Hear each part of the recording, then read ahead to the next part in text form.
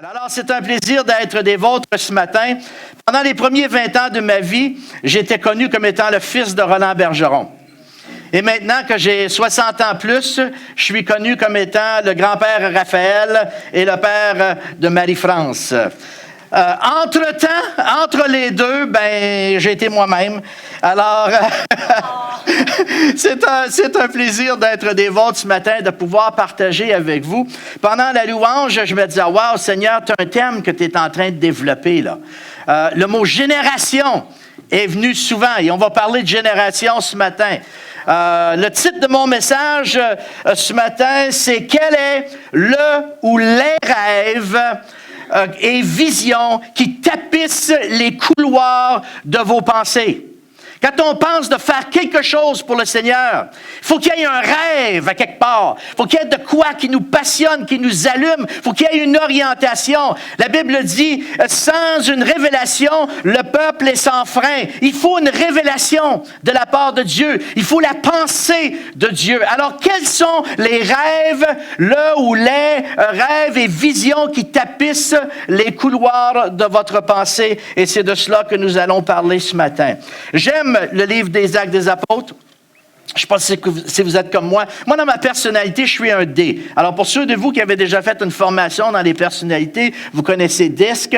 Moi, je suis un D. L'ancienne appellation du D, à l'époque c'est qui avait développé ça? C'est 400 ans avant Jésus-Christ, là.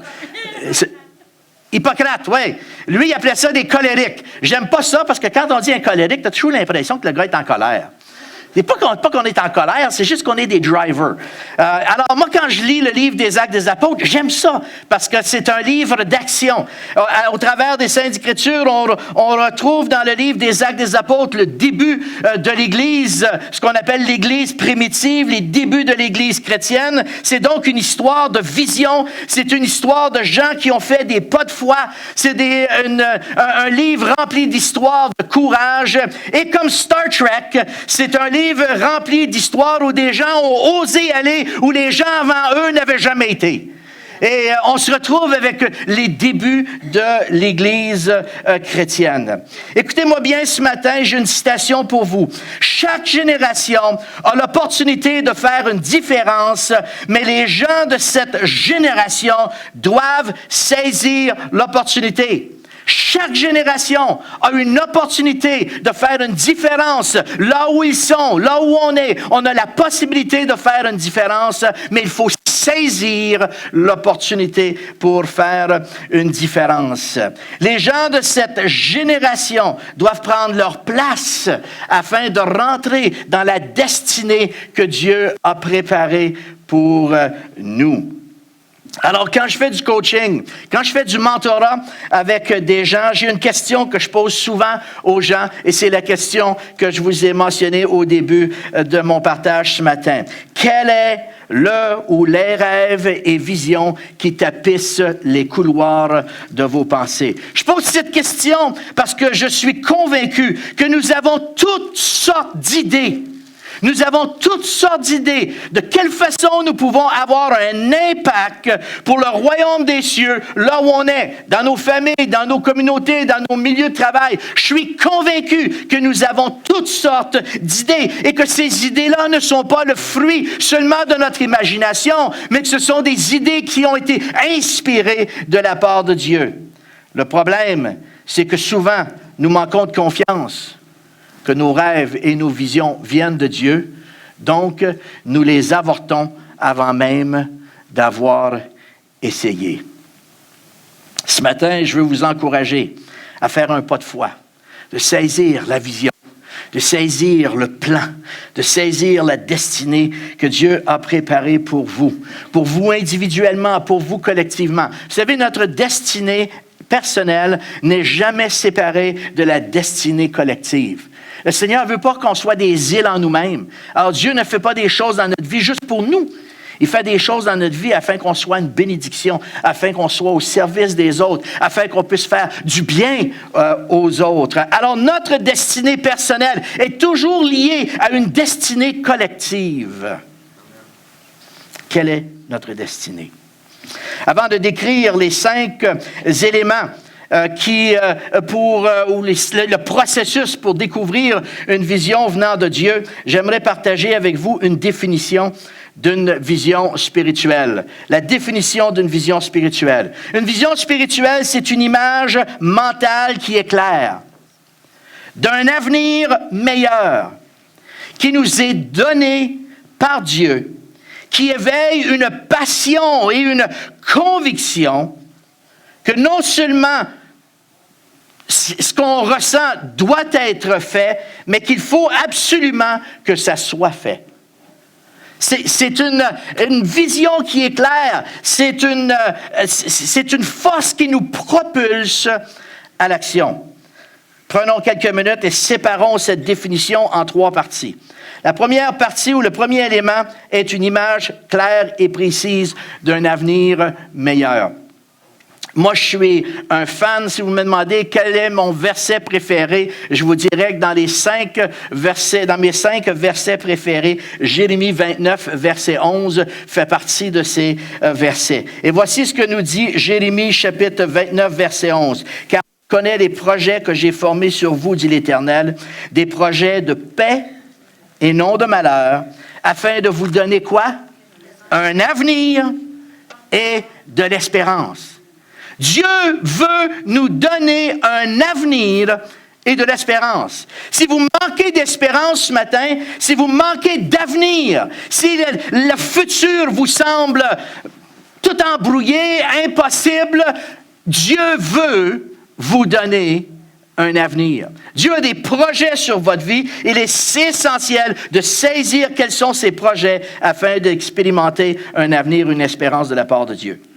Maintenant, croyez-vous que Dieu forme des projets sur nous, que Dieu forme des projets sur vous et sur moi et qu'il veut les garder secrets? Est-ce que Dieu forme des projets juste pour les garder au ciel, à quelque part dans un livre, où est-ce que le Seigneur tient note de ce qu'il pense et ce qu'il veut? Chers amis, ce n'est pas le cas. Dieu veut nous révéler les projets qu'il a pour nous.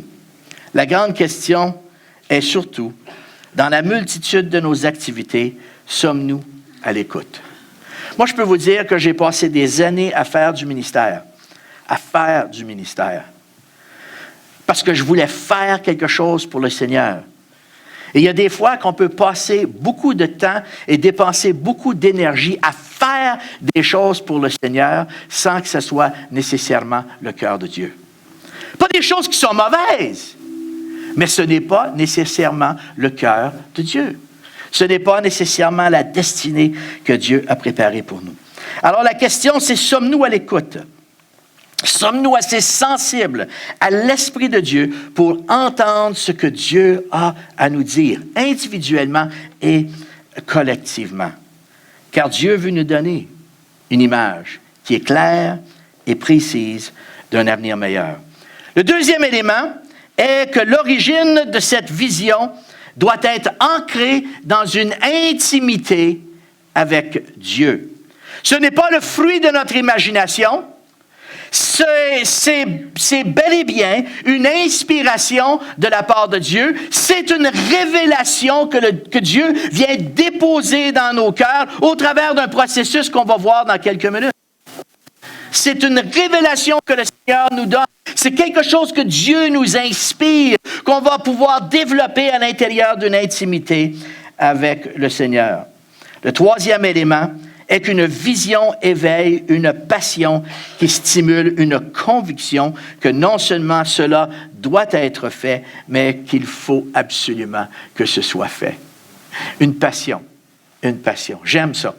Moi, ça me drive. La passion, ça me drive. Quand j'étais commandant de l'école des aumôniers des forces canadiennes, souvent, quand les gens décrivaient leur perception de moi, ils disaient « c'est un gars passionné ». Wow! Moi, je veux être un gars passionné dans la vie. J'ai été passionné toute ma vie. Je veux finir ma vie passionné. Je vais avoir 63 ans bientôt. Et je veux être un gars, un grand-père passionné, un gars actif dans l'œuvre qui est passionné. Et une vision claire crée une passion dans notre âme. Ça nous donne un ancrage dans ce qu'on pense, dans ce qu'on fait, pour pouvoir se concentrer, se focaliser sur vraiment ce que Dieu veut pour notre vie. Et ça nous donne une passion d'être à son service. J'étais avec quelqu'un hier soir, ma femme et moi, on était souper chez quelqu'un qui nous disait qu'il avait 62 ans. Donc, mon âge, et que la personne me disait, j'ai donc hâte de prendre ma retraite l'année prochaine. J'ai hâte de prendre ma retraite l'année prochaine. Qu'est-ce que c'est ça? À 63 ans, prendre sa retraite. Moi, j'ai aucune envie de prendre ma retraite, là. Je suis retraité des Forces canadiennes, mais je ne suis pas à la retraite. Je ne suis pas à la retraite. D'ailleurs, madame, ma femme, elle va vous dire, je travaille plus maintenant que je travaillais quand j'étais dans les Forces. On ne veut pas prendre notre retraite quand on est au service de Dieu. On veut servir le Seigneur. On a chanté ce matin, on a prié. Seigneur, que ton esprit se répande sur le Québec. Hey, écoutez, l'Esprit de Dieu va se répandre sur le Québec, mais le Seigneur a besoin des mains et des pieds pour que ça se fasse, là. Ça ne se fera pas tout seul. Alors, ceux de vous qui avez 60, 65, qui aspirez une retraite, non. On recape les pneus, OK? En anglais, we don't retire, we rethread. On fait du récapage. C'est encore bon. On veut être au service du Seigneur. On veut être au service du Seigneur. Une vision crée une passion. Une vision de Dieu vient, comme j'ai dit au début, devient une force qui nous propulse, qui nous pousse à l'action. Et pour illustrer et saisir la vision de Dieu pour notre vie, je vais vous inviter à ouvrir avec moi, si vous avez vos Bibles. Si vous n'avez pas de Bible, prenez votre iPhone et allez dans Néhémie au 2e chapitre. J'ai prêché dernièrement dans une église baptiste et c'était une église où, je vous dirais, à peu près 70% des gens avaient en bas de 35 ans. Et eux, ils ont une habitude dans leur église, c'est qu'à toutes les semaines, ils apprennent un verset biblique par cœur. Et quand c'est venu le temps du verset, le pasteur a dit, OK, on va prendre notre verset, sortez vos Bibles. Et moi, je sors ma Bible. Et eux sortent tout iPad, iPhone. Et là, je regardais. Il y avait juste une autre personne qui avait une Bible, puis elle avait à peu près de mon âge. Puis là, je me suis dit, OK, il faut que je m'équipe sur mon iPad avec Bible Gateway. Puis maintenant, je vais à l'église avec mon iPad. J'ai amené ma Bible un matin parce que ça fait plus pastoral. Parce qu'il y en a encore qui sont sensibles à ça. OK, Néhémie, chapitre 1. On va voir comment l'histoire de Néhémie est un excellent modèle d'un homme à qui Dieu a inspiré une image claire d'un avenir meilleur et qui éveille en lui une passion, une conviction pour accomplir son plan. Pour bien des gens, la vision divine, chers amis, commence par une idée. Une idée. C'est une idée sans beaucoup de détails, sans nécessairement de clarté. Il y a quelque chose qui nous vient à cœur, qui nous vient à la pensée, une idée. Il y a peu de gens, moi je connais peu de gens, qui expérimentent une expérience du buisson ardent comme Moïse, où Dieu lui a parlé audiblement et lui a donné une directive audiblement. Comme quand le Seigneur lui a dit, j'ai vu la souffrance de mon peuple, maintenant ce que je veux que tu ailles voir Pharaon, puis je veux que tu sortes mon peuple de là. Ça, c'était clair, une vision, c'était audible. Mais pour la majorité d'entre nous, la vision de Dieu se définit, se révèle progressivement. Alors, si vous n'avez jamais eu de vision de buisson ardent, faites-vous-en pas, moi non plus. C'est correct. Mais ça ne veut pas dire que Dieu ne nous parle pas, ça. C'est juste qu'on est comme la majorité des gens et la vision que Dieu a pour notre vie se révèle progressivement. Avec le temps, l'idée se transforme dans un domaine d'intérêt et finalement, elle devient une passion. Une passion. Tranquillement, sous l'inspiration du Saint-Esprit, elle commence à prendre forme dans nos cœurs et dans nos pensées. Car la majorité d'entre nous, la naissance d'une vision, c'est un processus qui se manifeste sur une période de temps prolongée. Maintenant, pour vous aider à saisir d'une manière visuelle, moi, je suis un visuel. Je ne sais pas si vous êtes visuel, vous. Moi, je suis un visuel. Quand je vois quelque chose, wow, je saisis vite. Et pour vous aider à vous souvenir du processus du développement d'une vision spirituelle, je vous invite à faire le parallèle entre une vision, les 5 étapes là, de la vision, et la naissance d'un enfant. Maintenant, messieurs, vous allez peut-être saisir, vous autres, ce que je veux parler, mais les mamans, je suis convaincu que vous autres, vous allez saisir ce que je suis en train de parler. Vous autres, vous allez vraiment saisir c'est quoi le processus d'une vision. Alors, allons-y avec le premier point. La première étape est celle de l'intimité. De la même façon qu'un homme et une femme doivent s'unir pour concevoir un enfant, nous devons passer du temps en intimité avec Dieu pour qu'une vision divine puisse être fécondée dans notre cœur, dans notre pensée, dans notre âme, dans notre esprit. Car une vision n'est pas, comme on a dit tantôt, le fruit d'une ambition. Ce n'est pas une ambition. Une vision spirituelle, une vision divine, ce n'est pas le fruit de notre imagination, mais plutôt c'est une idée, c'est une pensée que Dieu suscite en nous après un temps d'intimité avec lui, après peut-être un temps de silence, après un temps de méditation, un temps où on a pris le temps de se placer devant le Seigneur et le Seigneur vient déposer dans nos cœurs une pensée. Une pensée. Néhémie chapitre 1, verset 4. À cette nouvelle, je suis assis, j'ai pleuré et j'ai porté le deuil durant des jours, jeûnant et priant devant le Dieu du ciel, a dit Néhémie. J'ai porté le deuil pendant des jours. Lorsque Néhémie a entendu parler de la situation lamentable de la muraille, comment est-ce que la muraille avait été détruite.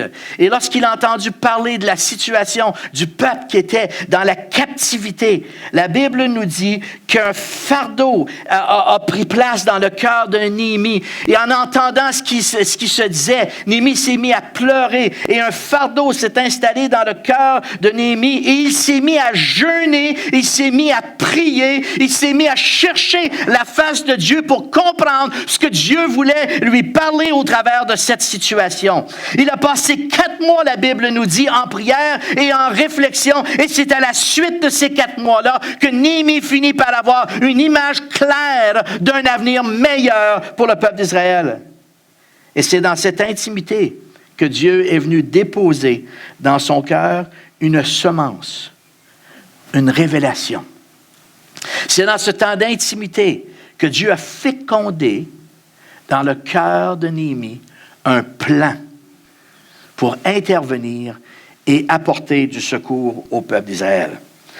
Le deuxième élément d'une vision, c'est la conception. De la même manière qu'une femme ne tombe pas enceinte chaque fois qu'elle et son mari ont des relations, ben c'est évident que Dieu ne nous communique pas une vision à tous les fois qu'on est en intimité avec lui. Mais quand Dieu veut nous transmettre une vision, il commence par implanter en nous son désir, des images qui au début sont peut-être floues, mais qui avec le temps commencent à prendre forme et commencent à prendre sens, à faire sens. Il est important de nous rappeler que Christ est l'époux et que nous, l'Église, on est l'épouse. Et de la même façon qu'un bébé ressemble à la fois à sa mère et à son père, les visions que Dieu vient semer dans nos cœurs, chers amis, finissent par ressembler à la fois à Dieu, mais aussi, il y a un élément qui est relié directement avec les dons, la personnalité que le Seigneur vous a donnée, les dons que Dieu vous a donnés et les désirs et les aspirations que nous avons. Elle ressemble à Dieu dans le sens qu'une vision est toujours plus grande que nous. Elle est centrée sur les priorités du Seigneur. Et elle nous amène vers lui. Et quand on regarde la vision, la majorité du temps, la grande majorité du temps, on regarde ce qu'on ressent dans nos cœurs, que le Seigneur veut qu'on fasse, et on dit c'est impossible. Et savez-vous quoi? Si vous arrivez à la conclusion c'est impossible, là vous savez que ce n'est pas le fruit de votre imagination, mais que c'est véritablement une inspiration qui vient de la part de Dieu. Si c'est possible, hey, le Seigneur n'a pas besoin de vous pour le faire, et vous n'avez pas besoin de Dieu non plus pour le faire. Une vision spirituelle il y a un élément qui exige une manifestation obligatoire d'une puissance beaucoup plus grande que vous. Elle nous ressemble dans le fait qu'elle est liée souvent à nos intérêts, à des fardeaux qu'on a, à notre personnalité, même nos expériences de vie. Dieu utilise nos expériences de vie pour nous attirer dans une vision. Dieu ne nous appelle pas à accomplir des exploits pour des choses dans lesquelles on ne possède pas de dons et des compétences. Le Seigneur va prendre le temps de nous équiper pour faire ce qu'il nous met à cœur. Car chaque enfant de Dieu est unique devant Dieu et Dieu veut se servir à la fois de nos intérêts, à la fois des dons qu'il nous a donnés individuellement. Vous savez, vous avez tous des dons, hein? Lisez là, Romains chapitre 12, là. Dans Romains chapitre 12, vous avez tous les dons opérationnels, ce qu'on appelle les dons opérationnels, et vous en avez un et plus. Tout le monde. Alors les gens ne peuvent pas dire, j'ai pas de don, moi, de la part de Dieu, là. Faites l'exercice, découvrez votre don, parce que vous avez des dons. Il y a les dons spirituels et il y a des dons opérationnels. Les dons spirituels, on ne les possède pas. Le Seigneur les utilise au travers de nous à des moments particuliers pour faire ce qu'il veut. OK? Il faut être prêt à être utilisé par Dieu pour n'importe quel des 9 dons spirituels. Mais les dons opérationnels, c'est quelque chose que Dieu vous a donné. Comme vous avez une personnalité, Dieu vous donne des dons opérationnels. Et ce que le Seigneur nous demande à faire, ce que Dieu nous appelle à faire, la vision que Dieu vient placer dans nos cœurs est étroitement liée aux dons opérationnels et à la personnalité que Dieu vous a donnée. Troisièmement, ensuite vient la période de la gestation. Ça, c'est l'époque, l'étape la plus longue. Et à moins d'une naissance prématurée, vous le savez, les mamans, il faut 9 mois pour arriver à faire un bébé. Bien, une vision de Dieu, je vous le dis tout de suite, peut prendre beaucoup plus que 9 mois avant que vous l'accouchiez. Mais la période de la gestation, c'est l'une des périodes les plus importantes. Et c'est souvent la période qui est négligée de la part des enfants de Dieu. Parce que c'est une période qui est longue. C'est long. Hein? Mais les mamans qui ont porté, c'était long, hein? Wow! Surtout quand vous arrivez à la fin. Vous avez un bébé du mois d'août, puis vous êtes rendu au mois de juin. Il fait chaud, c'est long, c'est lourd. J'ai-tu hâte que ça sorte? Hein? Et des fois, dans le domaine spirituel, on est la même chose. On veut sauter des étapes. Pourquoi y a-t-il tant de gens blessés dans le ministère? C'est souvent parce qu'ils n'ont pas voulu passer au travers de la période de gestation. Ils ont fait un accouchement prématuré, et des fois le bébé vit, des fois le bébé ne vit pas. Et des fois, quand on fait des choses prématurées dans le domaine spirituel, on arrache, on est blessé, on blesse les autres, et il y a toutes sortes d'expériences qui sortent de cela. Chers amis, il faut prendre le temps. Joseph, ça y a pris 20 ans. 20 ans avant de partir du rêve d'un jour gouverner, il ne savait pas trop qui et où, au jour où il est devenu le gouverneur d'Égypte. Mais entre ça, durant la période de gestation, il y a eu des bons coups.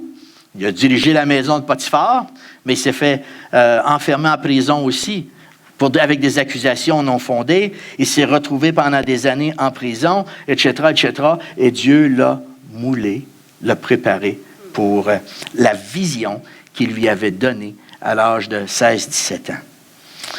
Chers amis, Dieu ne nous prépare pas après nous avoir donné l'opportunité. Dieu nous prépare avant que l'opportunité vienne. OK? Alors, c'est pas, oh, il y a une opportunité, je cours dedans, let's go. Non, regarde, Dieu nous prépare avant, justement pour pas qu'on se blesse et qu'on en blesse d'autres. Il faut apprendre à laisser la nature de Dieu faire son œuvre en nous. faut exercer un peu de patience et laisser le Seigneur faire son œuvre en nous.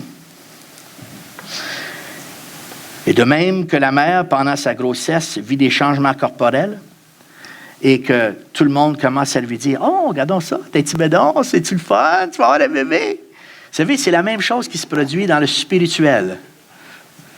On commence à voir, le langage change. Lorsqu'une vision s'installe dans le cœur d'une personne, le langage change, les habitudes changent, le témoignage. Il y a des choses qui se font que les gens commencent à témoigner du changement qui se fait. Souvent, on va s'en aller plus en prière, on va lire plus la parole de Dieu, on va chercher plus la face de Dieu. Et quand on fait ces choses-là, il y a des changements qui s'opèrent dans notre vie. Et les gens, pareil comme commencent à observer que la maman est enceinte, les gens commencent à observer qu'il y a quelque chose qui se passe dans nos vies et les gens commencent à nous questionner. C'est une opportunité pour commencer à déclarer publiquement ce que le Seigneur nous a révélé. C'est une opportunité également pour commencer à s'entourer et s'équiper pour la tâche qu'on sent que le Seigneur nous appelle à faire. 4 mois après 4 mois de prière, Néhémie se trouve devant le roi. Et on lit le passage dans le chapitre 2, le verset 2. Il se retrouve devant le roi. Et l'état de Néhémie, de ces 4 mois de prière, où ce qui était devant le Seigneur, cherchant la face de Dieu, etc., avait tellement changé l'état de Néhémie que le verset 2 du chapitre 2 nous dit que Néhémie est dans la présence du roi et le roi lui dit « Pourquoi as-tu mauvaise mine? Tu n'es pourtant pas malade. Ça peut être qu'une peine de cœur. » Elle dit, Néhémie, tu as tout à l'air, tout en l'envers. Il dit, tu n'es certainement pas malade, tu dois être en amour. Mais ce n'était pas que Néhémie était en amour, c'était que Néhémie, Dieu avait commencé à lui parler. Mais ce que le Seigneur, la vision que Dieu avait commencé à déposer dans le cœur de Néhémie, il y avait quelque chose qui se voyait chez Néhémie. Et voilà que le roi l'interpelle. Néhémie prend le temps, il prend son courage à 2 mains et il commence à expliquer au roi la vision qu'il avait. Il commence à expliquer ce qui s'était passé, la muraille qui avait été détruite et que le Seigneur lui mettait à cœur de s'impliquer là-dedans. Et il finit par demander au roi si le roi pourrait lui donner des lettres d'autorisation pour avoir du bois, les matériaux, etc., pour lui aider dans sa mission. Période de gestation. Ensuite vient la période du travail. Si vous êtes comme une de mes belles-sœurs, vous accouchez des enfants comme des petits chats. Bing bang, elle, c'est 20 minutes, c'est fini. Si vous êtes comme ma femme, attache ta tuque avec de la broche, parce qu'elle, c'est long et c'est pénible et c'est douloureux. OK? Alors, la période de travail, différentes personnes expérimentent ça de différentes manières. Mais juste avant l'accouchement, le travail s'intensifie, les douleurs sont de plus en plus présentes, les douleurs sont de plus en plus fortes, de plus en plus intenses, et c'est le signe qu'une naissance s'approche. Et les mamans disent toutes gloire à Dieu. Mais savez-vous que durant la période du travail, quand on parle d'une vision spirituellement, durant la période du travail, souvent c'est la période où l'ennemi de nos âmes veut nous voler la vision juste avant sa réalisation. Et qu'est-ce que l'ennemi de nos âmes fait? Il va apporter toutes sortes de douleurs, toutes sortes de luttes. Et savez-vous, en plus de ça, il va apporter probablement des doutes. Bien souvent des doutes, la peur, des doutes. Il vient souffler des mots de peur, nous disant que nous allons faillir. Et qu'est-ce qu'on va avoir l'air si on faillit? Ça va avoir l'air de quoi ça? Puis on va passer pour des illuminés, etc. Il éveille en nous toutes sortes d'insécurités. Ou bien il tente de nous distraire par le chuchotement des incrédules qui critiquent et qui veulent miner ce que Dieu est en train d'inspirer dans nos cœurs. Un peu comme dans les versets 9 et 10 du texte du 2e chapitre où Sanballat ne voulait pas que Néhémie bâtisse la muraille. Et puis la Bible nous dit qu'ils l'ont critiqué. Ils ont fait toutes sortes de choses. Ils l'ont critiqué. Pourquoi? Parce qu'ils avaient un grand déplaisir que quelqu'un arrivait pour s'occuper du bien-être des Israélites. Ils s'en venaient pour faire du bien. Et chers amis, l'ennemi de nos âmes sait très bien que si on accouche de la vision que Dieu a mis dans nos cœurs, on va faire du bien. On va faire du bien au royaume des cieux, on va faire du bien aux gens qui sont autour de nous. Et l'ennemi de nos âmes ne veut pas faire du bien. C'est le destructeur. C'est celui qui veut créer le chaos, c'est celui qui veut détruire, c'est celui qui est menteur, etc., etc. Il sait que si on accouche la vision que Dieu a mise dans nos cœurs, on va faire du bien. Je vous encourage ce matin, en dépit de vos peurs et de vos incertitudes, il ne faut pas abandonner ce que Dieu est en train de faire germer dans nos cœurs et dans nos pensées. Finalement, après le travail, c'est l'accouchement. C'est le moment, c'est l'accouchement. Beaucoup vont vous encourager et vous féliciter, tandis que d'autres, comme dans l'histoire de Néhémie, vont critiquer, vont tenter de vous distraire. Il est donc important de nous entourer de gens matures. On ne s'entoure pas des gens qui n'ont jamais été là, parce que les gens qui n'ont jamais été là nous disent toujours « c'est impossible ». Il faut s'entourer des gens qui ont été. Et les gens qui ont été vont être capables de nous encourager à continuer dans notre marche. Parce qu'eux savent. Eux savent. Alors, je vous demande encore une fois, quels sont les rêves et les visions qui tapissent les couloirs de vos pensées? Quand vous regardez autour de vous, quand vous écoutez les nouvelles, quand vous marchez dans les rues de votre voisinage, quand vous êtes au travail et que vous regardez les gens au travail, ou que vous êtes aux études et que vous regardez les étudiants autour de vous, qu'est-ce qui monte en vous? Qu'est-ce qui monte en vous? Qu'est-ce que vous avez à cœur de faire? Je veux terminer avec 2 histoires ce matin, juste pour vous illustrer comment Dieu, lorsque Dieu dépose une vision dans nos cœurs, on n'a aucune idée de ce qu'il va faire. Mais si on a le courage de simplement de faire un pas de foi et de faire ce que le Seigneur nous demande, quel miracle que Dieu va faire. La première histoire que je veux vous raconter, c'est l'histoire d'un homme qui s'appelle Bob Pierce. Est-ce que vous connaissez le nom de Bob Pierce? Est-ce que quelqu'un connaît Bob Pierce? OK, une personne connaît le nom de Bob Pierce, 2 personnes connaissent le nom. Ouais, OK, Bob Pierce. La majorité des gens ne connaissent pas Bob Pierce. Bob Pierce, c'était un missionnaire, baptiste en plus. C'était même pas... C'est un baptiste. Il est un missionnaire en Chine. Et pendant qu'il est en mission en Chine, on lui présente des orphelins de la guerre de la Corée et de la Deuxième Guerre mondiale. On lui présente des orphelins et la personne qui lui présente les orphelins dit « Monsieur Pierce, qu'est-ce que vous allez faire pour nourrir ces orphelins? » Et Bob Pierce se dit « J'ai de la misère à me nourrir. » C'est en 1947. OK? Il n'y a pas de don par Internet, par PayPal, par rien. Là. Tout se fait par chèque puis par poste. OK? C'est par bateau. Ça se rend. Alors, qu'est-ce que je fais? J'ai de la misère à me nourrir moi-même. Qu'est-ce que je vais faire? Et Bob Pierce est retourné chez lui et cette question, qu'est-ce que vous allez faire pour nourrir les orphelins, le hantait. C'est devenu un fardeau. La question, il ne pouvait pas s'échapper de la question, c'est devenu un fardeau. Et il s'est mis à prier, Seigneur, qu'est-ce que tu veux que je fasse? Et le Seigneur lui a dit, prends tes quelques pains, tes quelques poissons et nourris. Hein? Pareil comme l'histoire dans la Bible, hein? Nourris les enfants. Alors, Bob Pierce prend le peu qu'il avait, puis il se met à nourrir les enfants. Bob Pierce était loin de se douter que la vision, c'était le fondement d'une ONG qui allait devenir une agence qui allait parrainer des enfants au monde. Aujourd'hui, son agence, vous y contribuez probablement. Elle parraine 3,9 millions d'enfants et elle a un budget de 2,6 milliards. Savez-vous quelle organisation c'est? Vision mondiale. Bob Pierce n'avait aucune idée en 1950 que cette vision que Dieu avait mise dans son cœur de nourrir les enfants orphelins asiatiques là où ils étaient allait devenir vision mondiale. Pouvez-vous vous imaginer si Bob Pierce avait dit, Seigneur, wow, la vision est trop grosse. Regarde, j'ai de la misère à me nourrir, à nourrir ma propre famille. Qu'est-ce que tu veux que je fasse pour nourrir tous ces enfants-là? Ah non, Seigneur, pour moi, tu vas donner cette mission-là à quelqu'un d'autre. Puis vous imaginez si Bob Pierce avait dit ça? Vision mondiale n'existerait probablement pas aujourd'hui. Des milliers de gens qui ne seraient pas bénis à cause de l'obéissance. Hein? Heureusement, il obéit, là, parce que là, on a le fruit, là, aujourd'hui. Ça a commencé avec un fardeau, une vision, une pensée, une vision, un fardeau. Et Dieu a agi, a fait le reste. Je ne sais pas si vous connaissez le nom de Bob Edwards. Connaissez-vous le nom de Bob Edwards? Quelques-uns connaissent le nom de Bob Edwards. Vous venez de Québec, vous autres.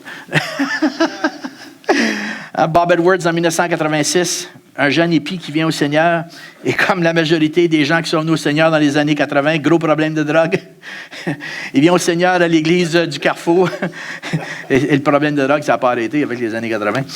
Et Bob Pierce vient au Seigneur, et voilà que le Seigneur lui met à cœur d'aider des jeunes comme lui, qui sortaient d'un milieu dysfonctionnel et puis qui avaient besoin de réapprendre à vivre. Et le Seigneur lui met à cœur d'ouvrir un centre. Et finalement, il entend parler de Teen Challenge en écoutant David Wilkerson. Et puis, Bob Edwards décide qu'il va s'en aller à Hamilton, puis il va suivre la formation des centres de défi jeunesse, revient à Québec, en parle avec Al Bowen, débute un centre de défi jeunesse. Et à ce moment-là, c'était tout simplement un moyen d'exercer de la relation d'aide avec des gens qui avaient des problèmes, des hommes qui avaient des problèmes de consommation. Qu'est-ce que Défi Jeunesse aujourd'hui? Défi Jeunesse aujourd'hui a une ferme à Lobinière. Défi Jeunesse aujourd'hui, quand vous parlez avec René Lucier, le directeur, il va vous dire, nous, on est dans l'entreprise du recyclage humain. Moi, quand il m'a dit ça, je trouve ça tellement super. Le recyclage humain. C'est exactement ce que Dieu veut faire, du recyclage humain. Right? Il dit, on est en train de faire du recyclage humain. Mais il dit, non seulement est-ce qu'on donne des principes qui aident les gens à se développer, devenir des enfants de Dieu utiles, mais en plus de ça, on les fait travailler. Donc, ils ont une ferme. Ils cultivent. Les cultivateurs autour de leur ferme ont entendu parler de ce qu'ils faisaient avec les fruits et légumes. Et il y a des cultivateurs qui donnent leur terrain afin que le personnel de Défi Jeunesse puisse cultiver la terre. Et l'année passée, Défi Jeunesse a cultivé, attachez votre sucre avec de la broche, 1,6 million de kilogrammes de légumes. Ils n'ont pas mis ça dans un caveau en passant. Savez-vous ce qu'ils ont fait avec ça? Ils ont distribué ça dans tous les centres d'entraide alimentaire de la province du Québec. Savez-vous comment est-ce qu'ils ont livré ça? Il y a une compagnie, il y a une école de camionnage à Québec qui ont dit, nous, on a besoin d'envoyer nos chauffeurs sur des voyages. Si vous voulez, on va vous livrer votre marchandise gratuitement. Wow! OK? C'est une compagnie qui n'est même pas dirigée par un chrétien qui livre cette marchandise-là à travers la province du Québec. Alors, c'est quoi le miracle? Le miracle, c'est des gars qui avaient des problèmes de drogue, qui étaient considérés comme étant souvent des gens sans espoir dans la vie. C'est ces gens-là qui cultivent les légumes, qui nourrissent des milliers de familles au Québec. Amen.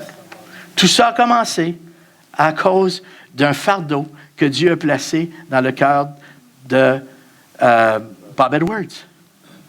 Si Bob Edwards aurait dit, « Oh Seigneur, tu le Teen Challenge, j'ai été à Hamilton. Hey, c'est une grosse affaire, ça, OK?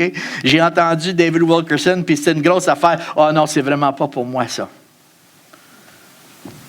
On n'aurait probablement pas aujourd'hui Défi Jeunesse qui fait du recyclage humain et qui nourrit des milliers de familles au Québec. Tout commence avec une pensée qui devient un fardeau, qui devient une vision, et quelqu'un qui a le courage de dire, Seigneur, je vais faire le premier pas. Je vais prendre les quelques pains et les quelques poissons que tu m'as donnés. Je vais faire un premier pas. Ce matin, en terminant, je vais vous inviter à vous lever. Mon appel est bien simple, parce que moi, je pense que le Seigneur est simple. Le Seigneur n'est pas compliqué, il est bien simple. Et si ce matin, Dieu a touché votre cœur au travers de cette prédication, et si ça a commencé à travailler dans votre cœur, Seigneur, c'est la question, qu'est-ce que tu veux faire avec ma vie? Peut-être vous savez déjà la vision que Dieu a placée dans votre vie, peut-être c'est clair. Moi, c'est clair pour la mienne. La mienne est claire, je sais ce que Dieu me demande de faire. Peut-être certains d'entre vous, vous le savez, peut-être qu'il y en a d'autres qui ne le savent pas. Mais ce matin, vous dites, Seigneur, je réalise que moi, là, je veux me mettre à ta disposition. Je veux faire partie de ceux de ma génération qui vont saisir l'opportunité et qui vont prendre leur place. Wow!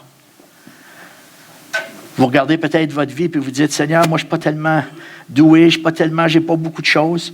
Savez-vous quoi? Le Seigneur a pris quelques pains, quelques poissons. Il a nourri une foule de 5000 hommes, à part des femmes et des enfants, puis il en a resté. Wow! C'est pas ce qu'on a qui est important. C'est ce qu'on fait avec ce qu'on a. Et des fois, on n'ose pas. On a peur. Des fois, on ne se sent pas adéquat. Des fois, on voit toute l'impossibilité. Oh, si vous voyez l'impossibilité ce matin,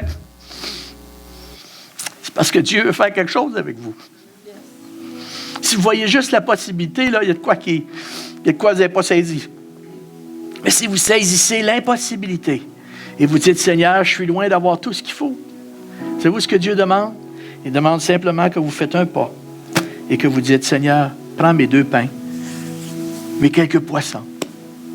Utilise-le comme tu le veux. Et ce matin, là où vous êtes, à vos places, si l'Esprit de Dieu vous parle, si l'Esprit de Dieu vous touche ce matin et vous sentez dans votre cœur qu'il y a un pas que vous devez faire, je vais vous demander de faire un pas de foi, un geste symbolique.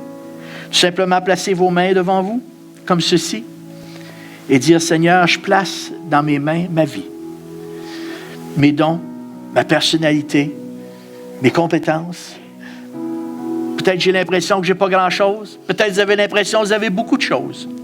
Peu importe, on le place devant Dieu et on dit, parle-nous, parle-nous, donne-nous une vision de ce que tu veux faire avec nos vies.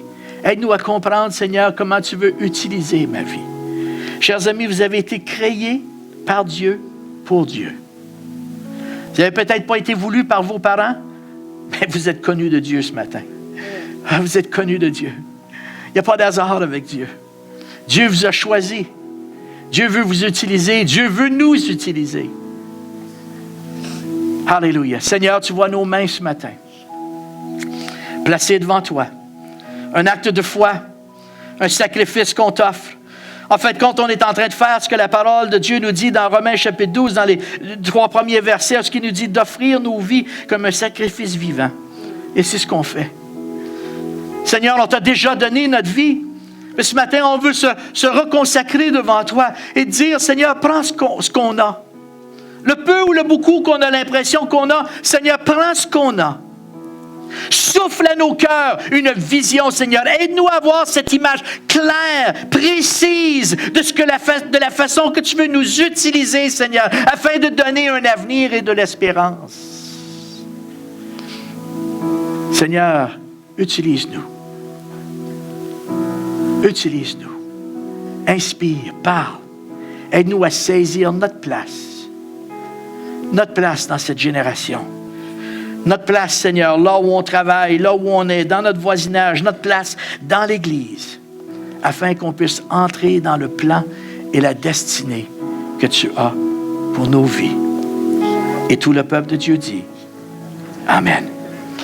Amen.